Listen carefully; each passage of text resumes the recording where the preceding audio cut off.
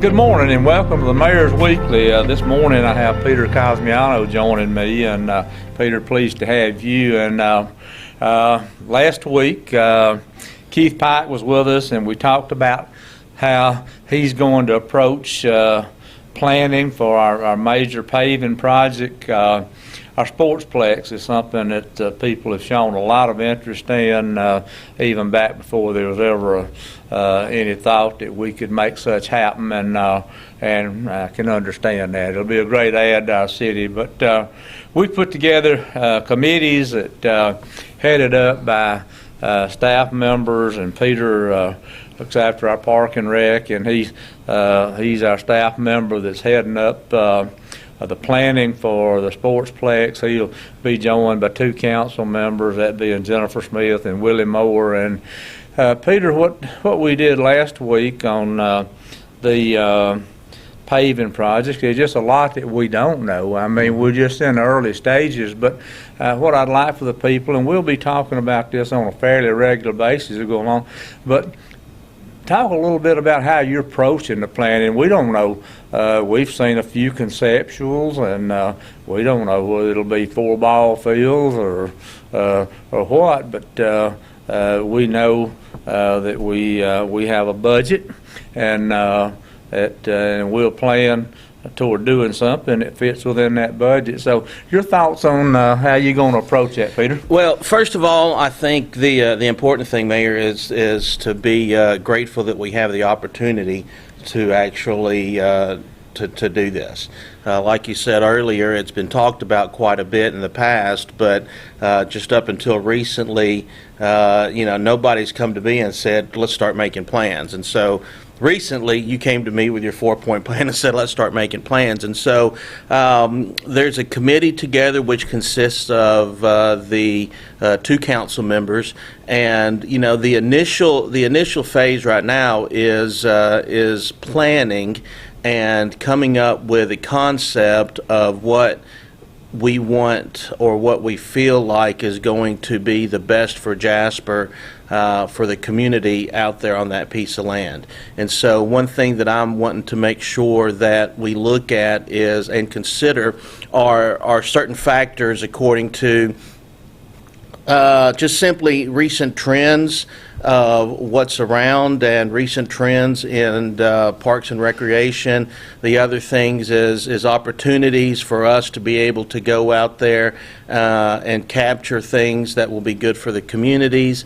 Another thing to consider is what's everybody else doing. And so, we don't need to do something that's going to be replicated or already in place 5 miles down the road.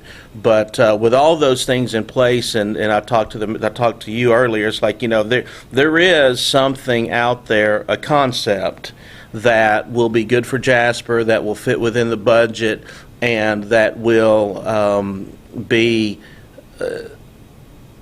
made up with a little bit of a vision for the future, sense of what the community needs, and a lot of the trends coming up. And so right now we're in the planning phase of coming in saying, with the council member as well, this is our wish list, and then we start whittling it down to what can actually happen within the budget. Hopefully within the next month or so, we will have some conceptuals. We've made contact with a couple of different entities out there that can basically make us a drawing, but we've got to tell them what to draw. So that's where we are right now, and just going through some decisions on trying to whittle down what we think would be the best amenities for that location. I think it's a great opportunity being out there close to I-22. Somebody driving by is not going to accidentally find Memorial Park in the middle of Jasper or some of our other parks that are way out, but they could see the lights and see, hey, what's going on over there? Let's just go look, or a little playground or something for travelers to see that's close to I-22. So we're excited about that opportunity. Well, Peter, one of the things that we've seen has happened across this state and other areas, some municipalities, whatever, have spent huge sums of money on what we're calling a sportsplex, $60, $70 million, whatever. I think what I know about that, Peter, is certainly there's debt associated with it, and the repayment of that debt is dependent on something called travel ball and that sort of thing. I've always thought, and of course 38 years in the commercial banking business will ingrain conservatism in you. And that's just that's the way it is. When we build ours, if we never have a travel ball game, we're okay. You know, we don't break in the middle and go to the bottom. It's paid for, and I think that has value. Well, there's a lot to be said about being able to pay the full bill of something and not having to raise money to pay that bill. And so, you know, while travel ball is good, and I'm involved with it on the club volleyball level, there's a place for it, but also you're right, a lot of these places that are $60 million and above, they're somewhat businesses. Right. That are required to pay that bill for those things, and travel ball actually helps them that way. From what my understanding is, we've got the money, we've got to come up with a plan. If anything over the community use and we expand into other things like that, will just be an added bonus if the city decides to go that way. But it's going to be nice to have something out there that's paid for that won't have the necessity to go out and make some money to sell hot dogs to pay the bill. Well, Peter, one of the things that we know, had a gentleman ask me yesterday exactly where the Sportsplex would be located, and that's a good question. We've talked about it, but the intersection of Charles Bishop Drive and Industrial Parkway, which is just probably a mile or so down Industrial Boulevard from Highway 118. That's where it will be located. There's a fairly sizable tract of land there that's owned in part by the city and the Industrial Development Board. And whatever we do, Peter, I said we know our budget constraints, but we have additional land, and if this does well and there's opportunity, certainly it can be expanded. It's not like you're building something of an architectural nature that you couldn't expand it or whatever. We have enough land there. May not be on the same tier or whatever, because topographically we're not pretty in Walker County, but we've got the land that we can expand if we need to. Well, I think this is one of the few properties that we have within the city as far as our parks that expansion is in the future is a possibility. Right. And so a lot of them are locked in by neighborhoods or schools, and what you have is what you have. And so this is like I said, this is a great opportunity for us to provide something for the citizens, you know, considering all the outdoor recreation trends that are going on now. Had my first inquiry yesterday, and I said when we build this, it'll come, but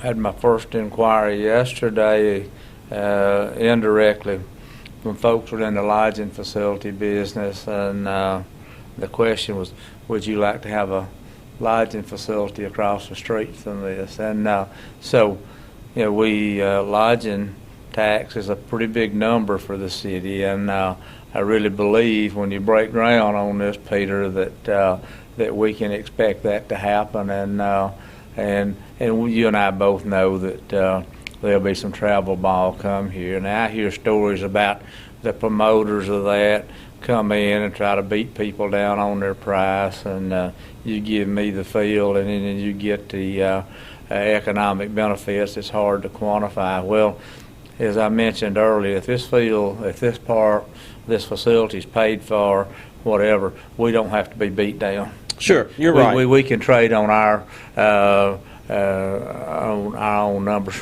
Sure. Well, as far as the hotel industry, the big thing is just making sure that there's a lot of numbers that come through the front gates, or there's a lot of people that use the park, and it's not for a single purpose. And so I can definitely see if we put something in place that attracts people from across all age groups and across all interests, then there will be there'll definitely be use there. Yeah. And Peter, what I think I know, and I know you move around a lot with what you do, and you have young ones at your house. But if you go from Birmingham to Tupelo, Mississippi, I believe Jasper will be the only city that will have such. We've got a very good opportunity to capture a lot of the area. Now, on the other side of Tupelo, you've got New Albany on the way into Memphis, but between Tupelo and Birmingham, you're pretty right.